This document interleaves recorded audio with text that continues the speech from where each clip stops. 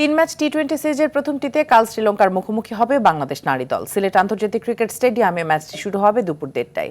তবে সিরিজটিকে সামনে রেখে শঙ্কা হয়ে দাঁড়িয়েছে বৈরী আবহাওয়া। রোববার বৃষ্টির কারণে শিরোপাও উন্মোচিত হয়েছে ইনডোরে। তবে টাইগ্রাস অধিনায়ক নিগার সুলতানা জ্যোতি চান বৃষ্টি বাধা কাটিয়ে ম্যাচ করা মাঠে। এদিকে ওয়ানডে সিরিজ হেরে ব্যাকফুটে রয়েছে মেয়েরা। তবে এই ম্যাচ দিয়ে ঘুরে দাঁড়াতে মরিয়া জ্যোতির দল। পাশাপাশি প্রস্তুতি সারতে চান আসন্ন নারী টি-20 বিশ্বকাপের।